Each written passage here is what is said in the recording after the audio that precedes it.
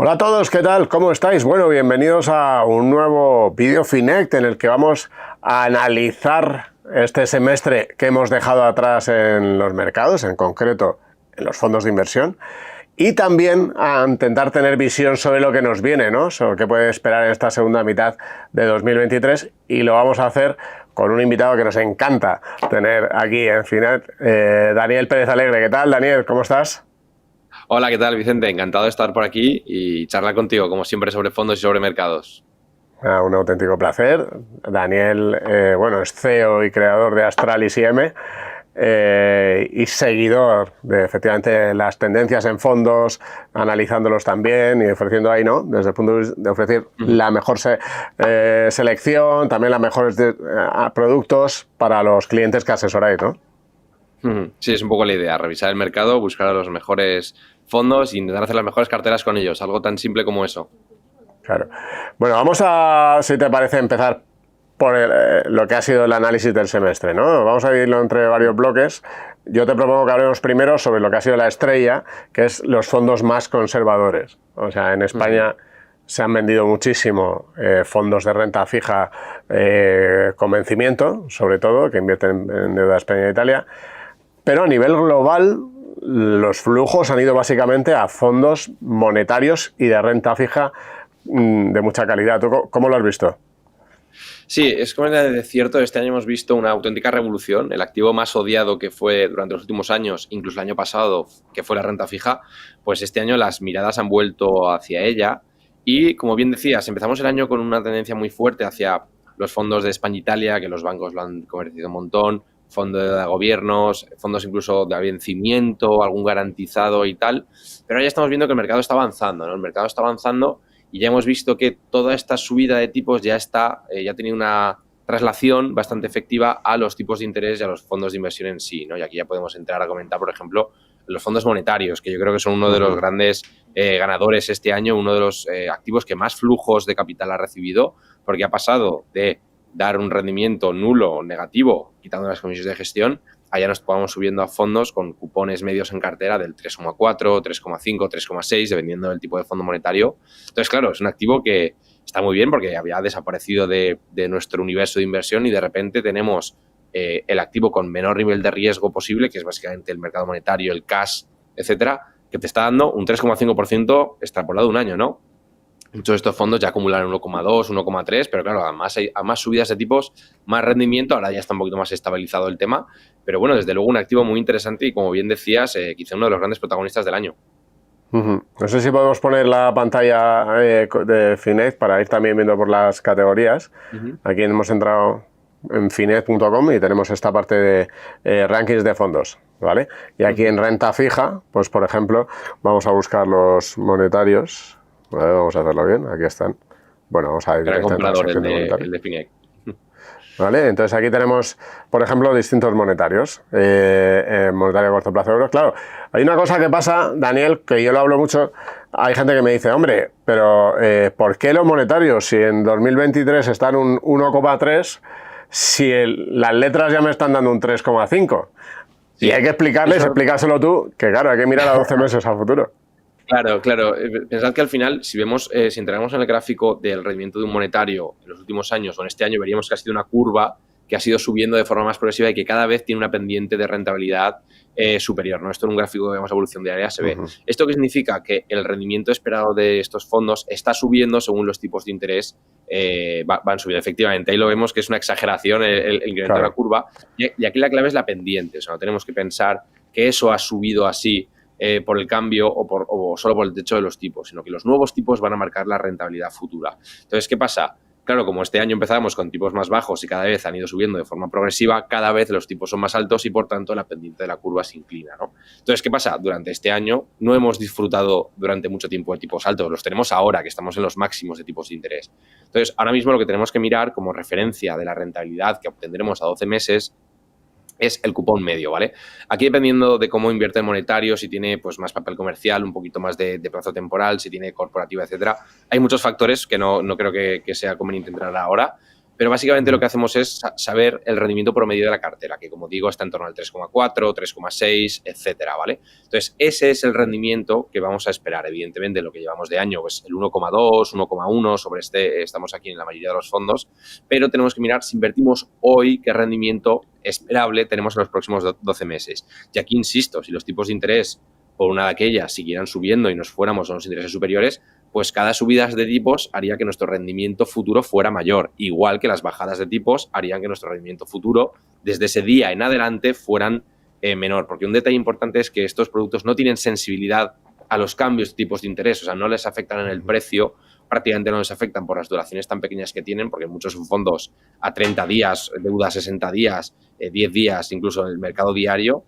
Entonces, lo que les afecta es la situación de tipos, no los cambios de tipos en sí mismos, ¿vale? Es un detalle importante. Entonces, el que se suba ahora, que sepa que es proyectable que en los próximos 12 meses estas rentabilidades en torno al 3,5 o 3,6, dependiendo del fondo y del tipo de mercado que tengamos por delante. Claro, digamos así que para hacer la comparativa justa, nos tendríamos que ir a la subasta de letras del Tesoro de julio del año pasado y ver qué daban entonces. Y más o menos deberíamos optar a una rentabilidad similar, ¿no? Si ahora las letras están 3,7, pues lo más normal es un monetario esté en torno a un 3,7 en los próximos 12 meses. Claro, y aquí también tenemos aquí muchos factores, y en el debate, por profundizar un poquito el debate mercado monetario o letras, ¿no? Que es un debate que tiene mucha gente, aquí muchos factores. Tu dinero está muchísimo más seguro en el mercado monetario, pero vamos, de largos. Hay fondos de mercado monetario que tienen 1.000, 2.000 emisores diferentes en cartera. Tú si compras letras de España, tienes una letra de España a un vencimiento que, bueno, nadie... no quiero aquí que parezca que puede ganar España 12 meses, ¿no? Pero quiero decir, eso es un riesgo que está ahí, es un riesgo de que si tú, por ejemplo, hay problemas de solvencia en España y tú quieres sacar tu dinero, te pueden destrozar en precio, ¿no? Porque recordemos lo que pasó en Grecia, ahora ya mucha gente no se acordará, ¿no? Pero con las quitas de deuda y demás, pues eso es un riesgo que está ahí, ¿no? Tú cuando tienes mercado monetario accedes a una cartera diversificada de muchísimas emisiones que se van cambiando diariamente, etcétera, ¿no? Entonces, me parece muy bueno el ejemplo que has dicho, porque para hacer una comparativa justa tenemos que cogernos lo que hubiéramos tenido hace 12 meses y no lo que tenemos hoy, ¿no? Entonces, esa es la primera reflexión. Y en igualdad de condiciones, vamos, entre comprar deuda de España o de cualquier país europeo o subirse a un fondo monetario que tenga una cartera diversificada gestionada por profesionales o hacerlo nosotros con una única emisión, yo lo tengo claro, ¿no? Tanto a nivel de riesgos, riesgo de selección, riesgo que pase algo y quieras gastar tu dinero, etcétera, etcétera, etcétera, ¿no? Yo creo que el mercado monetario es uno de los grandes elementos para este año. Y luego hay un tema que muchas veces la gente tampoco tiene en cuenta, pero tú lo has mencionado antes. Un monetario va comprando emisiones que llegan. Si de pronto suben los tipos el BCE, los estados y las empresas pagan más, este monetario lo va a ir comprando. Con lo cual, esas subidas se irá reflejando. Esto no pasa, por ejemplo, en los fondos a vencimiento. Por ejemplo, hay mucha gente que a finales del año pasado contrató fondos a vencimiento de bancos que daban una tasa esperada del 1,6, 1,7, es la que van a tener. Efectivamente, esa reflexión es muy, muy, muy buena y es una de las cosas que tenemos que tener en cuenta. Esto, igual que los fondos de flotantes o de corto plazo, se van adaptando a los cambios en los tipos, ¿no? Entonces, claro, tú si te subes hoy Hoy no, porque es verdad que hoy la situación de tipos es diferente, ¿no? Pero hace un año, o hace 6 meses que se veía esta subida progresiva, había mucha gente, recordemos, que bloqueó su rentabilidad con deuda a 2-3 años al 1%. Entonces, esa persona ahora mismo se está dando de cabezazos contra la pared porque un monetario en 6 meses te gana lo mismo, ¿no? Entonces, y aparte de lo que decimos, ¿no? La visibilidad de incremento de ingresos está ahí, ¿no? Esto también puede ser un arma de doble filo, que lo podemos comentar ahora si quieres, es si llegamos a una situación donde ya vemos que los tipos han subido bastante y que posiblemente estemos, no sé si exactamente en la cima, pero bastante cerca, tiene sentido que queramos comprar ahora deuda de más duración, ¿no? Porque, claro, el que compre ahora deuda a corto plazo se arriesga a que en un año su futura deuda o 2 años sea más pequeña. Entonces, ahora está el debate de comprar o no comprar duración y si tiene sentido irnos a fondos de renta fija más globales o de mayores plazos temporales, que el cupón no es mucho más alto, quizá del 5, del 6, pero claro, ya tienes deuda a 5 años, ¿no? Porque quizá este año o el año que viene, si no le ves esa visibilidad, pero claro, si crees que van a bajar los tipos, significa que tu mercado monetario el año que viene y el siguiente te va a dar cada año menos rentabilidad, ¿no? Evidentemente aquí depende de muchísimos factores macro, de la visión de cada uno, pero es un riesgo a tener en cuenta porque muchas personas están viendo ahora mismo la renta fija como una oportunidad para comprar deuda hoy a largo plazo y subirse a cupones al 5, al 7% y descansar, ¿no? Algo que en esta deuda de ultracorto plazo, mercado monetario, depósitos, etcétera, no lo tenemos porque son eminentemente de corto plazo. Antes de pasar a esa parte ya con más duración, con más sensibilidad a los tipos de interés, ¿qué monetarios sigues o te gustan más o metéis en las carteras recomendadas? Sí, yo lo principal que quería decir es que los monetarios al final son muy parecidos, ¿vale? O sea, evidentemente hay su complejidad, aquí no quiero decir que todo es igual, pero es verdad que no es como varios fondos de renta variable que pueden ser de su padre y de su madre cada uno, ¿no? Hay mucha similitud, de hecho por eso los rendimientos de tanto los años anteriores como actuales de todo el mercado monetario es muy, muy similar, ¿vale? Yo, si me preguntas, fondos que me puedan parecer interesantes dentro del mercado monetario, hay dos que son dos, además son dos superventas en España, que son el Groupama Enterprise o el BNP Instacash. Son dos de los fondos del mercado monetario más seguidos y más famosos. Yo creo que son dos de los que tenemos que tener en cuenta para invertir en este mercado, porque aparte también, en este caso, por ejemplo, tanto Groupama como BNP son dos de los grandes actores dentro del mercado monetario, de la renta fija de ultra corto plazo. Entonces, claro, nos estamos subiendo a un actor que siempre, pues por eficiencia de costes, de precio y por conocimiento de mercado, lo hace muy bien. Otra alternativa dentro del mercado nacional, que ya no es monetario, es renta fija ultra corto plazo, es uno que es bastante famoso, que es el Renta 4, renta fija 6 meses, que antes se llamaba Renta 4 monetario, por cierto, le hicieron cambiar el nombre. Pues bueno, es un producto interesante que puede tener, es un poquito más arriesgado porque no es mercado monetario puro, pero de hecho si vimos, pues tiene algunos picos que los otros fondos no tenían, ¿no? Y esto es porque tienen unas emisiones de un poquito más de riesgo, de un poquito más de plazo temporal, y sí que tiene cierto riesgo de duración y más elementos del mercado, de que no son del mercado monetario puro, ¿no? Entonces yo creo que estos son tres ideas que pueden estar bien, pero una de las reflexiones que tenemos que tener es que en general el mercado monetario es bastante similar. O sea, hay alternativas de BlackRock, de JP Morgan, que de hecho es uno de los que tiene uno de los más grandes. Todos estos fondos al final son bastante parecidos. Por un tema de diversificación, un inversor puede decir, pues mira, me compro 2 o 3 para eliminar este riesgo de selección, riesgo gestor y ya está, ¿no? Pero son estos nombres, pero es uno de estos momentos en los que el tipo de activo es más, o sea, hablar del tipo de activo es más interesante que hablar de los fondos en sí que podemos seleccionar para él, ¿no? Porque al final, además, entre ellos se diferencian muy poquito y demás. Y en este caso, los dos primeros, Groupama Enterprise, BNP Instacash, creo que son dos interesantes, pero vamos, que cualquiera de una de las gestoras internacionales puede ser interesante. En cualquier caso, si me podéis poner de nuevo la pantalla, yo creo que es una herramienta que igual puede ayudar a la gente que lo esté pensando. Si aquí te vas al mercado a corto plazo en euros y luego vas a los de la categoría, pues uno puede hacer aquí cosas como ponerse el coste, los gastos corrientes, que también es importante, ¿no? Casi es de los criterios que sea patrimonio grande y coste corriente bajito. Totalmente, yo creo que es una buena reflexión la que acabas de hacer porque ir a un gran actor es importante porque siempre consiguen economías de escala, siempre consiguen emisiones mejores y demás. De hecho, son muchas veces los propios creadores de los mercados. Y luego el tema de los costes, porque en este mercado, vamos, un 0,10 arriba o abajo, que en un fondo de renta variable es importante, pero no es tan relevante, aquí es fundamental, ¿no? También depende, yo lo digo siempre, de cada inversor, los fondos que pueda contratar en su entidad, que eso también está ahí, ¿no? Porque hay muchos fondos que no están en todas las entidades, el tema de las clases y demás, pero efectivamente, y de hecho haciendo estas comparativas, muy interesante vuestra herramienta para ello, coger los 4, 5, 6 fondos monetarios y veréis cómo, bueno, los comportamientos son clavados y no es como comparar dos fondos de renta variable que pueden hacer cosas completamente diferentes. Exacto, ahí lo tenéis, prácticamente todo un 1,3, 1,4. Una cosa, Daniel, ultra corto plazo y monetarios en realidad son muy parecidos, ¿no? Sí, son parecidos, pero aquí, de hecho, fíjate, el regulador lo cambió, entonces tenemos, por ejemplo, el mercado monetario y luego está ya lo que entra renta fija y ya entramos en diferentes plazos temporales, desde el ultra corto plazo hacia más duración, todos los tipos de activo y demás. En este caso, cuando hablamos de monetario, siempre estamos hablando de mercado monetario en euros, importante, aunque puedes tener en otros mercados monetarios, pero bueno, eso ya es un poquito más complejo. Yo lo que le recomiendo a los inversores es que miren estos fondos de mercado monetario, los que hemos comentado, cualquiera que le gusten, y vayan, lo dicho, ¿no? A estos grandes nombres. Y una buena reflexión es mirar un poco todo este gráfico, porque cuando hay mucha linealidad es una de las características de este mercado, ¿no? Cuando hemos visto el Renta 4 monetario, hemos visto ese pico que hizo en el COVID o en algunos momentos, este pico no se ve en muchos fondos de los mercados monetarios porque digamos que va al son de los tipos de interés que pueden tener en ese momento, ¿vale? Entonces, bueno, para mí, y insisto en esto... ¿Estos picos te refieres? Efectivamente. De hecho, fíjate, ahora si luego vamos a comentar más fondos de renta fija, vamos a ver cómo es completamente diferente, cómo va a cambiar de una forma absoluta.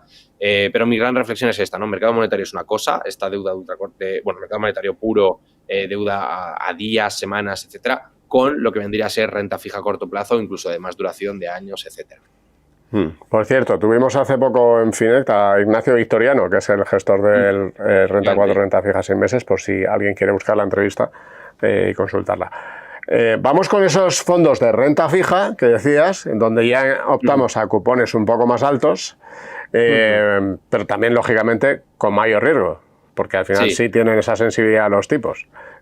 ¿Cómo los estás viendo?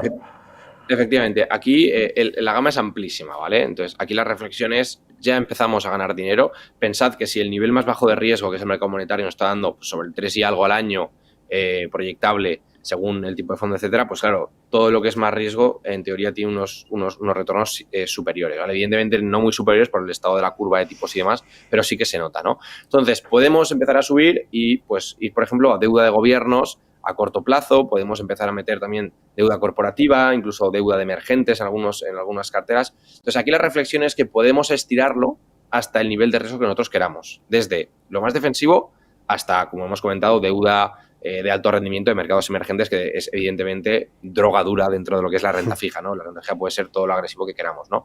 Entonces, yo, ¿qué les suelo decir a los inversores, no? A los inversores yo les suelo decir, lo primero, queremos deuda de muy corto plazo o deuda de mayor plazo temporal, eso por un lado, por la situación de los tipos de interés, y luego, si queremos fondos que sean nicho o gestores que sean ellos quienes seleccionen por nosotros estos fondos de inversión y hagan esta selección. Yo tiendo a recomendar siempre estos últimos, porque igual que en la renta variable la gente sí que dice, pues mira, quiero small caps o quiero o quiero empresas americanas o asiáticas o tal.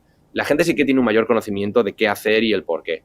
La renta fija es un mercado muy desconocido para la mayoría y todavía más después de tantos años con tipos cero, donde la gente ha tenido una serie de años donde ni se ha formado, ni se ha interesado, ni ha conocido fondos de renta fija porque no eran atractivos, ¿no? Entonces ha ido a otras cosas.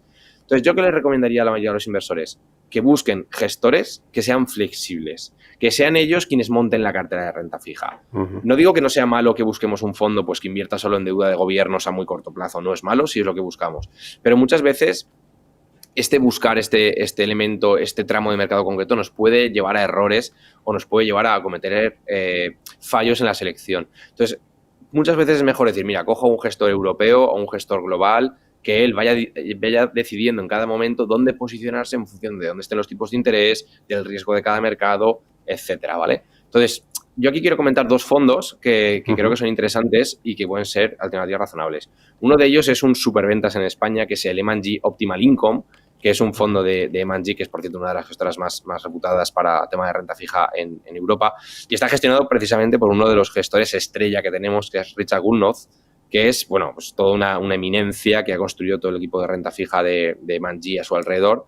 Y es un fondo que lo que hace es invertir en un mix, divide la cartera en varios trozos y básicamente tiene un escenario neutral donde invierte un tercio en deuda de gobiernos, un tercio en deuda corporativa y un tercio en high yield, ¿no? Entonces, el gestor va decidiendo dónde, ese es el escenario neutral, pero él puede flexibilizar y moverse conforme quiera, ¿no? Entonces, tenemos a un gestor que va a ir decidiendo, oye, ahora que es más interesante, deuda de gobiernos, subimos presión de deuda de gobiernos. Ahora que es más interesante, deuda corporativa porque los tipos de empresa, porque lo que nos está pagando la deuda es más interesante, pues él va moviéndose, ¿no? Entonces, tenemos a un gestor que va rotando la cartera según estas oportunidades de mercado. Es algo que puede parecer muy interesante. Actualmente, ¿a qué nos estamos subiendo?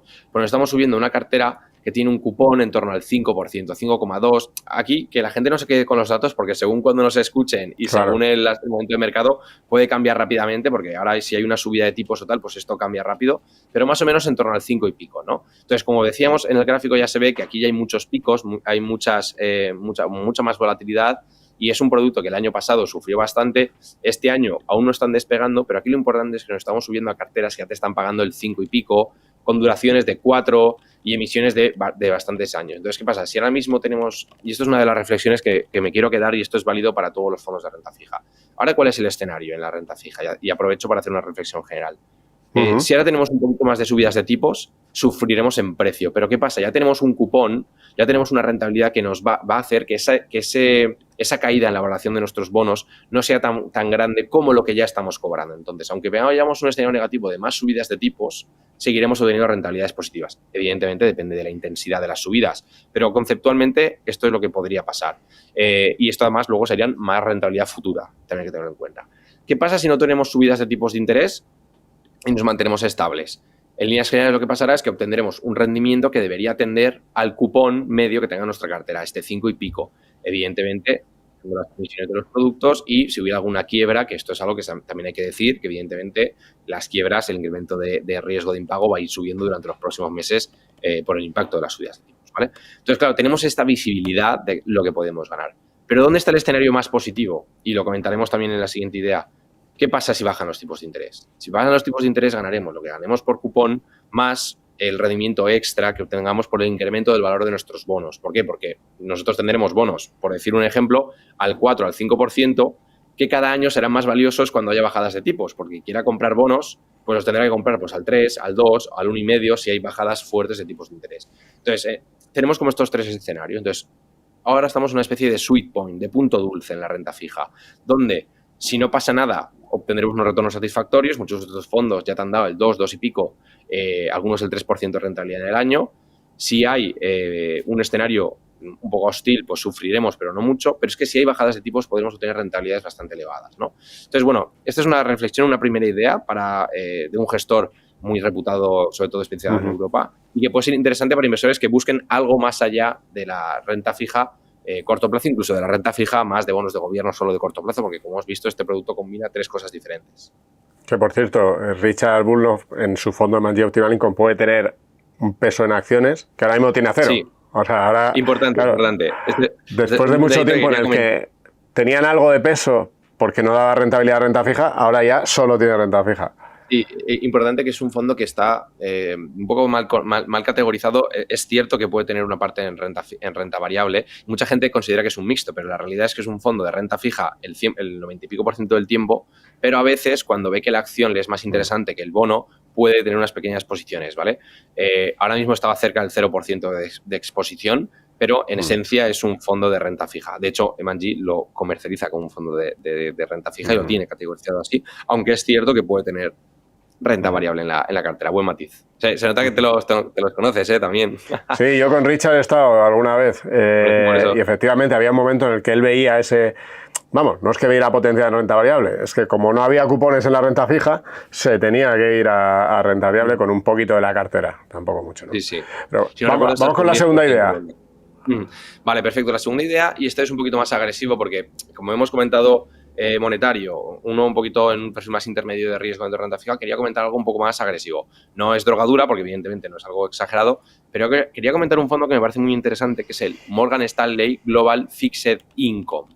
Entonces, este fondo de inversión es un fondo de Morgan Stanley que básicamente, y como resumen rápido, lo que hace es representar las mejores ideas de todo Morgan Stanley, de la gestora, dentro de la renta fija, metiéndolas en un único fondo de inversión. Entonces, tenemos una cartera súper diversificada y, como digo, muy diversificada es que tenemos todos los tipos de activo. Tenemos desde bonos de gobiernos, bonos de high yield. Perdona, ¿es Opportunities o Fixed Income? Global Fixed Income y Opportunities, sí. Vale, perfecto.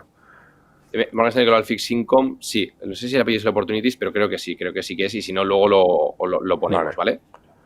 Vale, bueno, pues este fondo, como os decía, lo que hace es, puede invertir, sí, es el Fixed Income y Opportunities, perdona, sí, que lo estaba pensando. Sí. Puede invertir desde bonos de gobiernos, convertibles, bonos investment grade, deuda emergente. Bueno, puede hacer lo que quiera, básicamente. O sea, tiene ciertas reglas, pero quedaros con que al final la idea es coger todas las ideas de renta fija de Morgan Stanley y meterlas en un único producto. Entonces, ¿por qué me parece interesante? Porque al final lo que hacemos aquí es delegar en esta gestora, con un perfil de riesgo un poquito más elevado, toda esta diversificación en dónde es más óptimo posicionarnos hoy en renta fija. Aquí ya tenemos un nivel de riesgo un poquito elevado. De hecho, la gestora actualmente ya tiene, creo que era un cupón medio de la cartera del 7,5%, entre 7,5% y el 8%. Lo que ya se nota, pues que, joder, ya estamos hablando más del doble que el mercado monetario, incluso casi el triple que algunos fondos de renta fija muy defensivos, ¿no? Entonces, claro, ya tenemos un nivel de riesgo superior y una cosa que podemos ver es que estos productos han sufrido bastante. El año pasado sufrieron mucho, ahora mismo algunos de ellos han sufrido a corto plazo por la volatilidad en los tipos de interés. Pero hay un dato interesante que es qué pasa qué ha pasado en este fondo cuando ha habido unas subidas de tipos elevadas y hemos pasado de un punto de tipos bajos a unos cupones medios en cartera más elevados. De media, creo que eran, desde que se lanzó el fondo, no recuerdo cuántos años era, siempre que ha habido un pico en tipos de interés, o sea, una subida de picos de interés, en los próximos 12 meses el fondo ha obtenido siempre un rendimiento entre el 7 y el 13%. Es un rendimiento muy, muy atractivo para cualquier inversor de renta fija. Y además, insisto, cuando nos estamos subiendo a un cupón ya del 7,5, que es un cupón bastante alto para lo que era la renta fija. O sea, recordemos que fondos como estos, hace 2 años, tenían cupones del 2%. Es que hemos tenido un cambio, un giro total en el tablero de juego. Entonces, un producto interesante, no lo he dicho, pero es renta fija global. Aquí es interesante y yo creo que lo que hay que hacer es cubrir la divisa en casi todos los fondos de renta fija globales. Y pues una alternativa que quería comentar porque, dentro de la gama de renta fija, creo que la gente se está posicionando y está yendo mucho a estos fondos de gobiernos ultra corto plazo y demás, pero para este perfil un poquito más moderado, incluso yo este producto lo estoy metiendo en carteras agresivas, creo que es interesante porque te ayuda a diversificar, te pone una relación rentabilidad-riesgo atractiva y a mucha gente le dices que te puedes subir a carteras de deuda, que te pagan el 7,5, el 8% y te dirá, pues es un rendimiento que muchos inversores de renta variable firmarían hoy. Entonces, claro, te puedes meter en estos rendimientos comprando la deuda de esas mismas empresas, ¿no? Que luego podrías comprar como renta variable, ¿no? Entonces, creo que es interesante, creo que el momento de tipos le puede beneficiar bastante y creo que son productos, ya no solo por no quiero llevarlo solo a este producto, que pueden complementar incluso las carteras moderadas y agresivas, porque recordemos que hemos vivido unos años donde parece que no había vida más allá de la bolsa o del retorno absoluto y demás. Ahora podemos meter renta fija agresiva en este tipo de carteras. De hecho, hoy en día las carteras de mercados emergentes, yo he visto fondos con rendimientos del 12, del 13% de cupón de cartera actual, que es una barbaridad. Es algo que no veíamos desde hace muchísimo tiempo,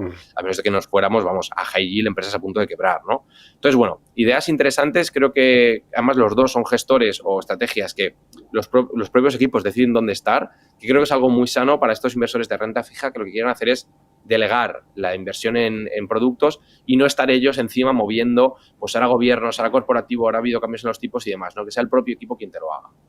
Una cosa, Daniel, porque el gráfico que veíamos, por ejemplo, este fondo de Morgan Stanley, seguro que hay gente que ha visto los anteriores de monetarios y dice, hombre, prefiero tener una curva como esas que esta que estamos viendo que se ha ido casi a mínimos de principio de año, ¿no? ¿Qué dirías? Sí, y tiene toda razón del mundo, ¿vale?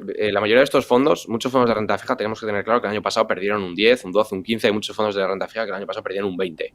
Esto fue por el cambio de los tipos de interés, ¿vale? Evidentemente este año lo hemos seguido viendo porque los tipos han seguido subiendo y es verdad que este año estos fondos, depende del fondo que miremos y el plazo temporal, muchos de estos fondos están en +1, +2 en el año y es porque aún están sufriendo porque las subidas de tipos no han acabado.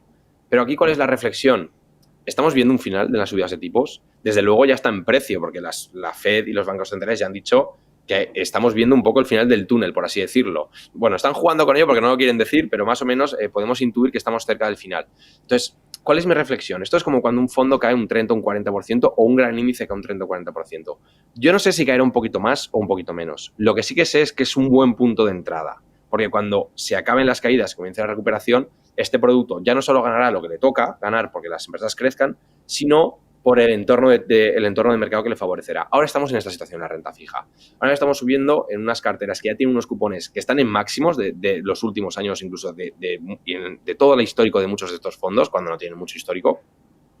Y tenemos un entorno de tipos que en nada puede serles beneficioso. Entonces, por eso digo lo del punto dulce, ¿no? Lo del sweet point en renta fija. Entonces, evidentemente esto es una apuesta más arriesgada. Si ahora mismo hay sorpresas y suben más los tipos, estos fondos van a sufrir, va a haber volatilidad.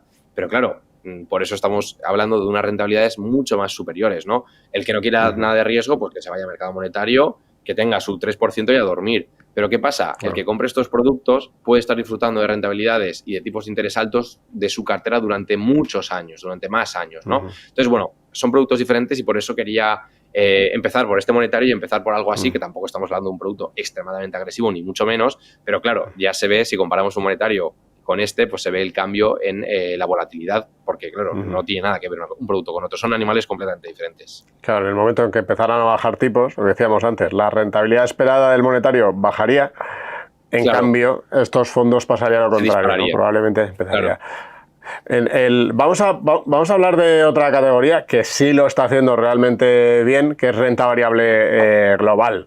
con muchos seguidores, Sí. por supuesto. Me he venido de nuevo aquí a ranking de fondos categorías. Fijaos aquí, siempre hay distintas categorías de cada cosa, ¿no? Pero, por ejemplo, renta variable, capitalización global blend, que es una mezcla entre growth y value, un 10%. Growth, 13%. ¿Qué tal? ¿Cómo estás viendo los fondos globales? Sí, desde luego, uno de los grandes elementos del año que en los últimos consultorios, y siempre que hablamos lo hemos comentado, ¿no? Esto de comprar en caídas, no preocuparse y comprar estos fondos que caen, confiar en ellos, pues este año estamos viendo que es un premio a la paciencia, ¿no? Un precio a la paciencia y a la valentía, las dos cosas, ¿no? Porque era muy difícil el verano pasado, las navidades pasadas, decir, no, hay que comprar growth, hay que comprar crecimiento, hay que comprar lo que cae. Ahora tenemos muchos de estos fondos con más 20, más 30%, ¿no? Entonces, bueno, digamos que la paciencia y la valentía pagan muy bien a largo plazo y hoy es prueba de ello, ¿no? Entonces, básicamente, ¿qué hemos visto este año en la renta variable? Hemos visto un rebote de toda la renta variable y básicamente que se ha girado el tablero del año pasado. Lo que fue muy bien el año pasado, pues el value, energías y demás, no ha funcionado muy bien. En algunos casos ha caído, en otros, pues más o menos plano. Y lo que funcionó bastante mal, como puede ser pues, las empresas growth, la inversión quality, empresas de calidad y demás, Estados Unidos, todo lo que funcionó muy mal el año pasado ha funcionado bastante bien este año, ¿no? Entonces estamos teniendo muchísimos productos, como decía, pues que ya estamos en rentabilidades del más 15, más 20%. Es verdad que yo creo que ha sido un año de subida, no subida fake, pero un año que se le ha perdido la mayor parte de la gente, porque mucha gente se cansó a final del año pasado de aguantar estos fondos y cambió a lo que estaba funcionando, que es uno de los peores errores que se puede hacer en inversión, ¿no? Entonces muchísima gente se ha quedado fuera de este rebote del Nasdaq, de este rebote del S&P y se ha quedado pues un poco con la miel en los labios, ¿no? Entonces, bueno, principales ganadores, como comentaba, que si quieres ahora entramos en algunos productos, renta variable de calidad, global, tecnología, growth, han sido los grandes ganadores y de hecho muchos fondos, muchos índices están un poco, la subida no es real porque el índice parece que ha subido, pero si quitas este grupito de las growth y las big tech y tal, se ha quedado plano o incluso ha perdido dinero, ¿no? Entonces, bueno, quizá un año de mucha dispersión y donde, aunque los índices hayan parecido que han subido, las carteras que no tenían estos grandes nombres no han subido. Yo conozco, bueno, he visto muchas carteras de inversores que no tenían pues las Apple, las Google, las Meta, las tal, que este año, vamos, gracias y no han perdido dinero, ¿eh? Y la verdad es que da bastante rabia, pero es que así es el mercado, ¿no? Esto de comprar lo que cae, al final pues paga bastante bien. Sí, fíjate, de hecho, nosotros, por ejemplo, uno de los fondos más seguidos en Finect es uno más tipo Value, una gestora española, Advalor, que lo rompió el año pasado, que tuvo una rentabilidad extraordinaria, y sin embargo este año, por ejemplo, esta mañana cuando lo mira estaba en negativo, ¿no? O sea que efectivamente esos movimientos fuertes entre estilos acaban teniendo un reflejo en las carteras. ¿Qué nombres nos traes en esta parte de renta variable global? Sí, siempre que venimos nos preguntan por bastantes que hemos hablado, ¿no? Y quería traer dos ideas dentro de la renta variable global que creo son interesantes. Uno que es uno que yo he comentado muchas veces, que es mi principal posición a título personal, que es el Baillie Gifford Long Term Global Growth, que sé que es un poco impronunciable, y es un fondo de renta variable dentro de la gestora de Baillie Gifford, tiene bastantes y este es como el flagship, ¿no? Es una gestora growth, bastante growth, no diría que es una especie de ARK en fondos de inversión, pero la verdad es que es bastante disruptiva y demás. Y es un fondo que invierte básicamente en las empresas más innovadoras y de mayor crecimiento a nivel global, ¿no? Y tiene pues el 80% en Estados Unidos, más o menos, bueno, en Occidente, y el 20%, 25%, dependiendo del periodo, en Asia, ¿no? Entonces, a mí es un producto que me gusta mucho porque sufrió un castigo tremendo el año pasado, creo que cerró en menos 47 o una cosa así. Entonces, claro, incrementar posiciones en esto era complicado, ¿no? Pero la realidad es que el año, pues, a ver si nos puedes decir cuánto lleva ya, pero creo que llevaba sobre el más 25, una cosa Eso así. es. Eso que le ha penalizado mucho la pata de Asia, que luego lo comentaremos, ¿no? Muchos fondos globales han subido bastante, pero han subido menos de lo que deberían si no hubiera fallado Asia, ¿no? Entonces, este producto, ¿por qué me gusta? Lo primero, por comprar un activo muy castigado, un activo que sufrió mucho. A mí me encanta ver las categorías que más han sufrido y buscarlas. El año pasado no nos cansamos de decir que el growth y la calidad habían sido muy castigadas y que era un momento de comprar buenos fondos de este tipo. Este fondo desde mínimos ha subido más, pero en el año eso, más 25, más una cosa así. ¿Y por qué es interesante? Porque al final estás comprando empresas muy castigadas que sufrieron mucho el año pasado a precios de derribo y una gestora que, bueno, que no quiero aquí enrollarme mucho contándola, pero básicamente es una de las gestoras más reputadas en la inversión en crecimiento y que, bueno, tiene un gran hacer. Entonces, bueno, me parece una idea 100% growth, muy interesante a nivel global y con este mix entre Estados Unidos, Occidente y Asia, ¿no? Que es una pata que muchos fondos no incorporan, pues esta gestora incorpora un peso importante en Asia y, como digo, ha sido desde el año pasado, desde mediados de año, mi primera posición a título personal dentro de mi cartera y bueno, bastante contento de que haya sido así porque hemos disfrutado bastante de las subidas que acumula. Dentro de otra idea que quería comentar, es otro fondo que es bastante conocido y bastante seguido, que quizá estuvo un poco en segundo plano, y es la gestora Sheirlen, en este caso el fondo global, Sheirlen World Growth, que es una gestora que me gusta muchísimo y es, para el que no lo conozca, la gestora que representa la inversión en calidad por excelencia, ¿no?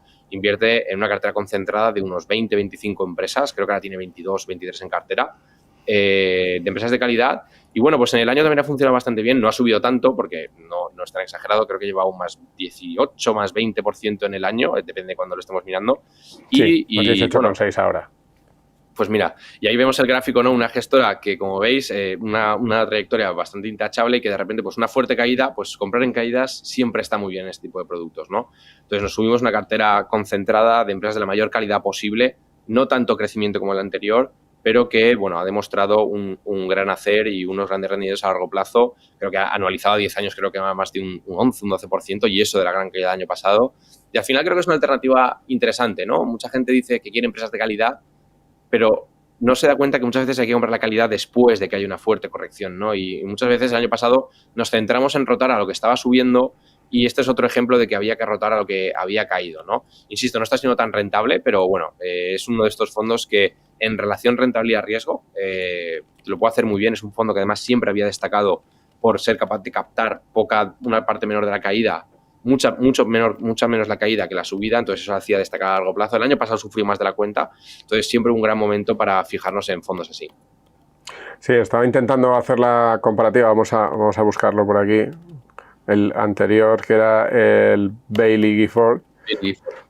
Para quien lo quiera ver también, vamos a ver si lo... Sí, y por ir comentando, aquí hay otros fondos que también podemos comentar, que también comentamos por aquí, como el Morgan Stanley Global Opportunities, un fondo del que yo creo que siempre que estoy aquí me han preguntado por él. El fondo global este año lo mismo, el año pasado lo dijimos que había que aprovechar las caídas y demás, creo que lleva un más 30, más 31 el año. Y un poco el farolillo rojo, lo comentaremos luego, es la versión asiática. Pero estos fondos, pues la verdad es que una gran compra y una prueba de lo importante que es comprar tras caídas y sobre todo entender la estrategia. Yo creo que uno de los defectos, mientras que buscas esto, es que muchas de las personas entraban solo a la luz de las rentabilidades, ¿no? Fondos que han funcionado bien, retornos del 10, del 15.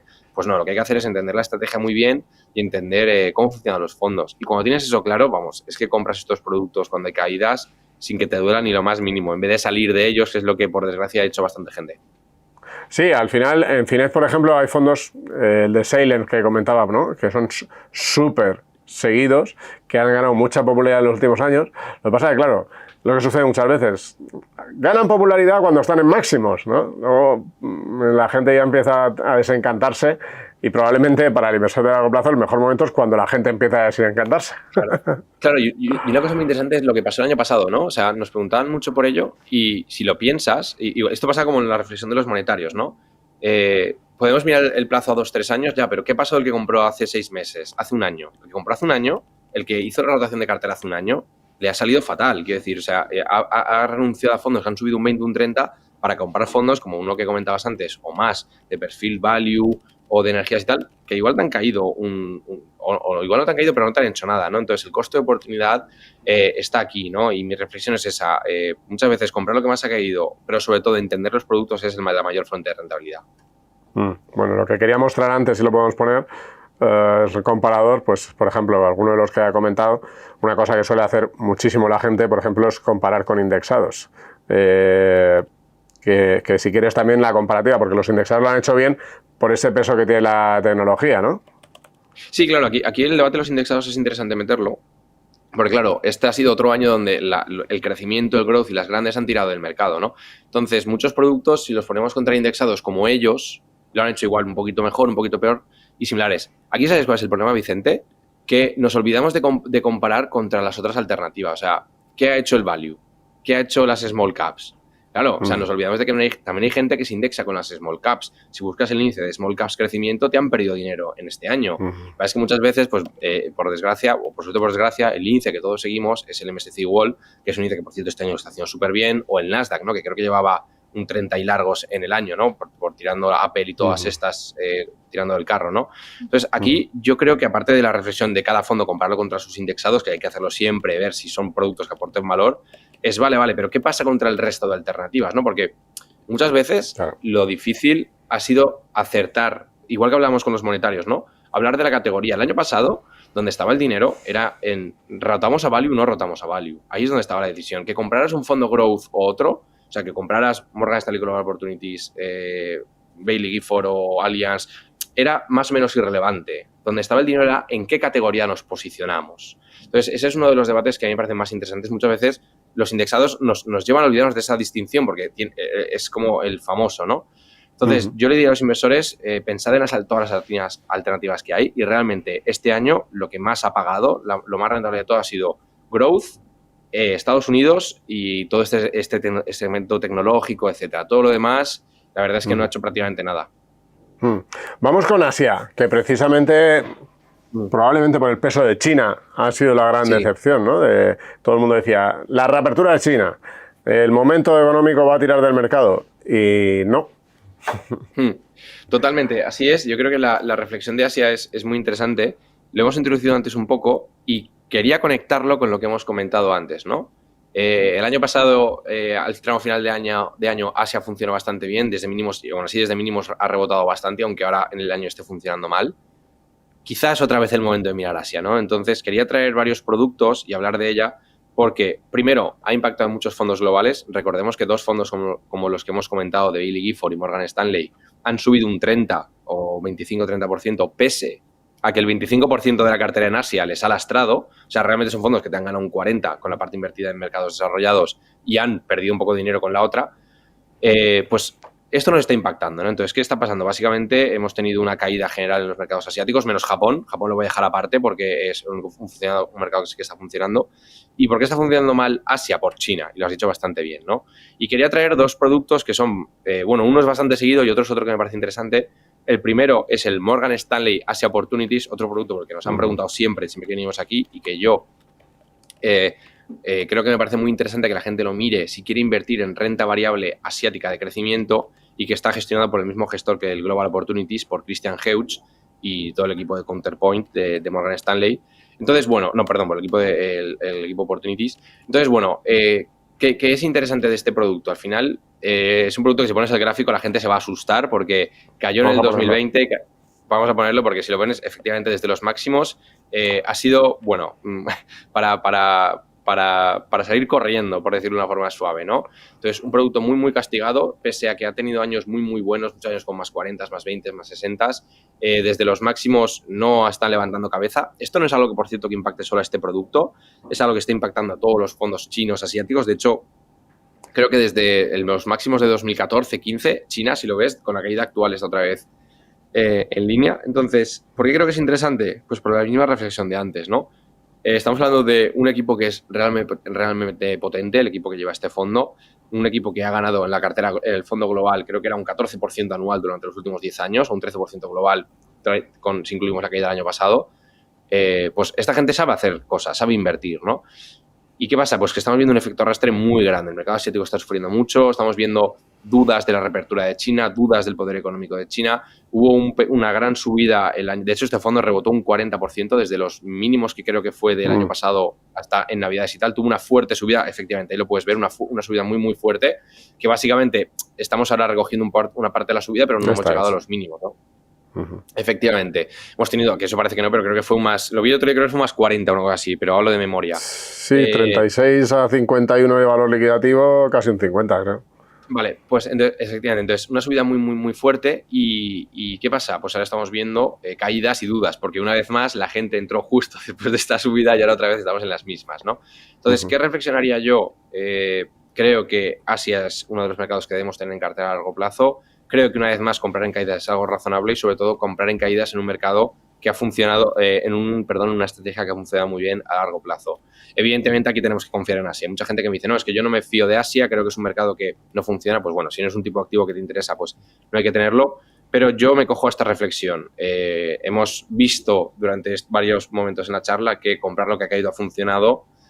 Quizá ahora estemos en esta ventana de oportunidad, en esta ventana de otra vez los mercados asiáticos están en una ventana muy, muy fuerte tras 3 años, 2 años y medio muy, muy malos. Quizá sea momento de aprovecharla. Insisto, es un fondo growth dentro de Asia, que por cierto están reduciendo peso en China, cada vez tienen más peso en India, en otros países, ¿no? Y no tienen tanto en China, que quizás ha sido uno de los grandes lastres del producto, y están en mínimos históricos de ellos, ¿no? Sí, bueno, una opción de renta variable de crecimiento para el que quiera, ¿no? Un gestor muy growth. Otra opción que quería comentar, que quizás es menos conocido, es el fondo llamado el Fidelity China Focus, que es un fondo solo de China, y como hemos comentado que China lo está haciendo mal, pues quería comentar este fondo de inversión.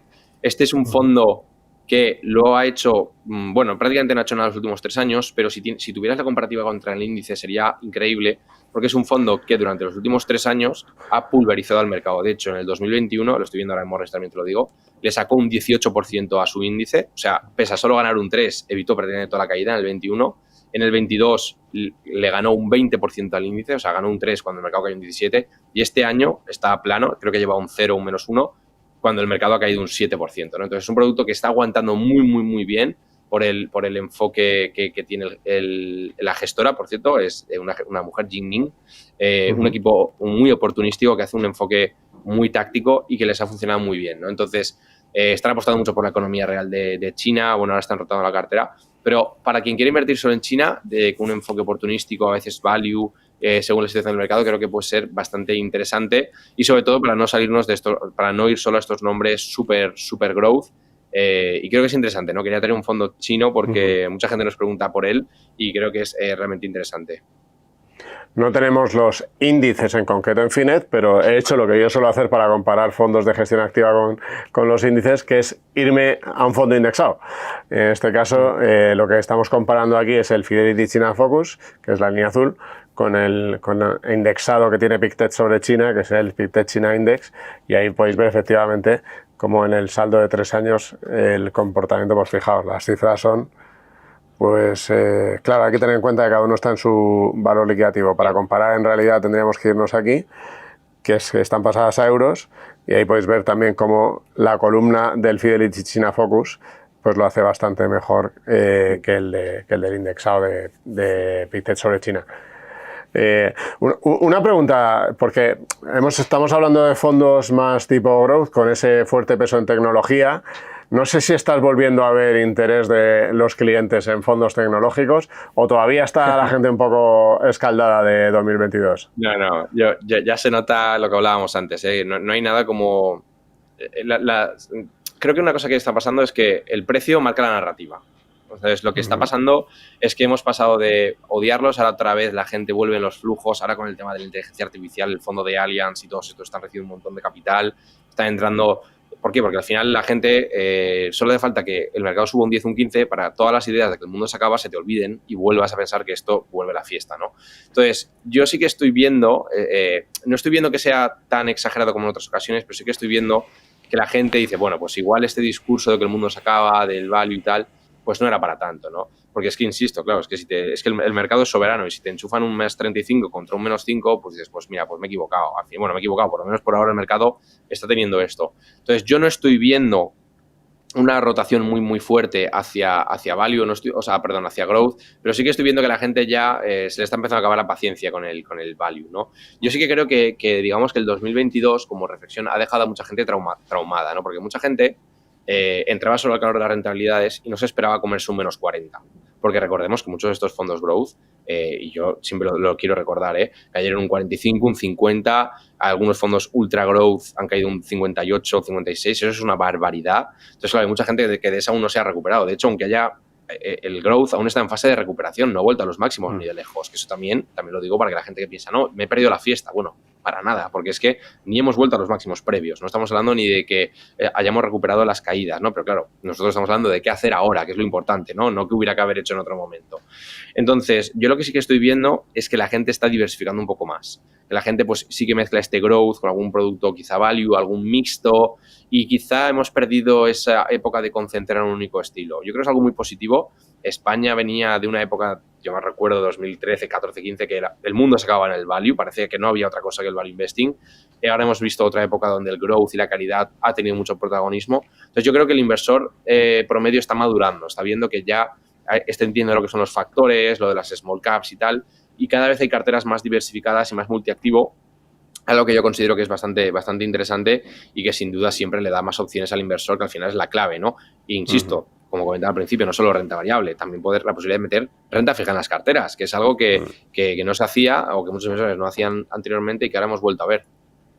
Con muy buenas opciones y con todos los riesgos, como estábamos viendo. Una pregunta más para terminar, porque estábamos hablando del value. Una de las cosas que nos han venido diciendo los gestores value es que cuando hay un giro de mercado, que el value lo ha estado haciendo bastante peor que growth en la última década, suele ser el momento del value durante varios años, que no es simplemente un año de rebote como el que vivimos el año pasado, sino que acaban teniendo también varios años, depende del ciclo, ¿no?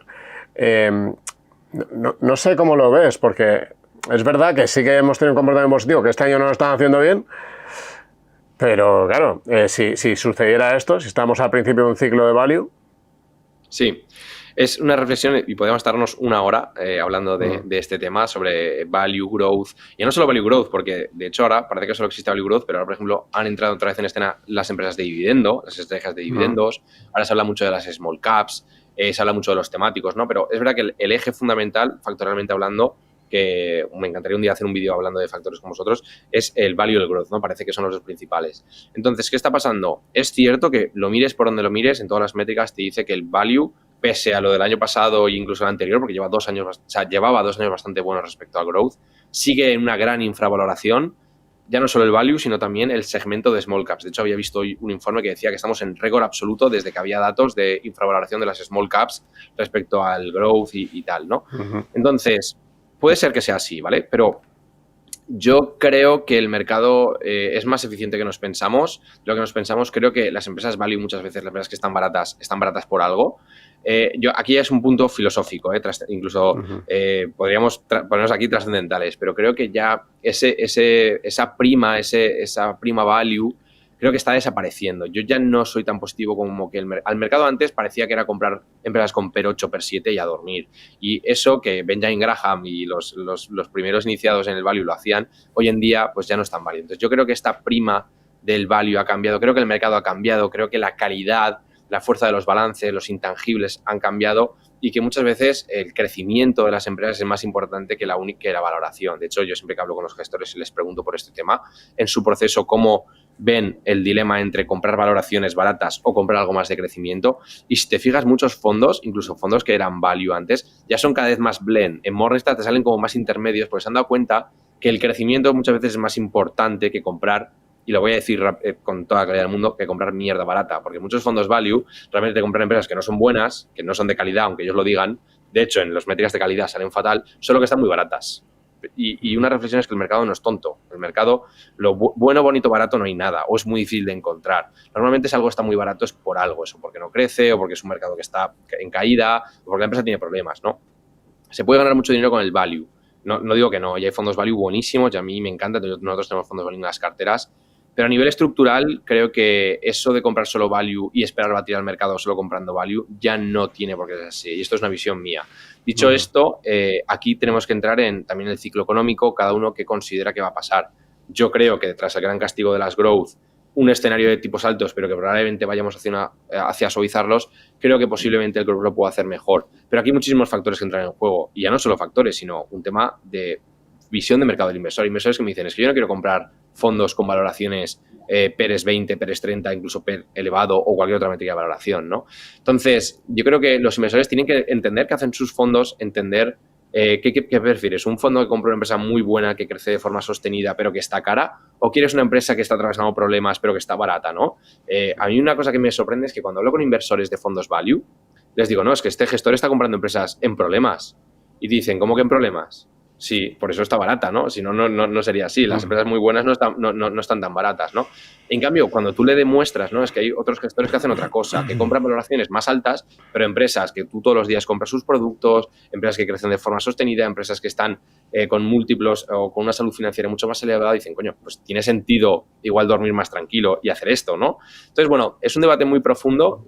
Compro, y es cierto el argumento de que las valoraciones están como están, es cierto que el value está muy, muy barato pese a lo que ha pasado el año pasado y todavía más pese al con el subidón de este año del growth. Así que, bueno, un debate trascendental. Yo desde luego lo vigilo muy de cerca para modular las carteras, porque es muy importante, ¿no? Qué peso le das a cada segmento y añadir a diferentes fondos en cartera. A mí creo que eso hay que seguirlo de cerca, pero lo que más le recomiendo a los inversores es entender muy bien cómo invierten estos fondos growth, estos fondos quality, porque hay gente que te dice, no, comprar empresas carísimas, empresas que, pues no, comprar negocios muy, muy buenos, lo que pasa es que cotizan a múltiplos elevados, ¿no? Y hay ejemplos muy buenos, ¿no? Como las Apple, las Google, las Microsoft, que son carísimas para muchos gestores value, pero son empresas que no paran de subir, que siempre de forma sostenida crecen y que son empresas que todo el mundo no puede negar su calidad, ¿no? Entonces, bueno, es un debate muy, muy largo e infinito a mi modo de ver. Bueno, pues el debate lo abrimos también ahí en los comentarios, ¿eh? Dejad ahí vuestros comentarios que preferís cada uno en base a vuestro perfil, claro, esa es la clave. O sea, al final uno tiene que invertir según su perfil. A alguien le puede gustar mucho el picante, pero le sienta fatal. Entonces tiene que ajustarlo a sus necesidades. Así que, bueno, como digo, dejadlo en los comentarios. Daniel, ha sido un placer tenerte. Déjame que recuerde, es importante, que todos los fondos que ha comentado aquí Daniel, que hemos ido sacando las fichas y demás, nada es una recomendación. La recomendación es para el perfil de cada inversor y lógicamente no conocemos a todos los que estáis detrás de la pantalla. Comentamos fondos, comentamos ideas, pero en ningún caso son recomendaciones. O sea, que eso es importante. Y puedo puntualizarlo aquí, la reflexión es que la recomendación siempre es que os forméis más y que analicéis más los fondos, ¿no? Eso total. Ideas.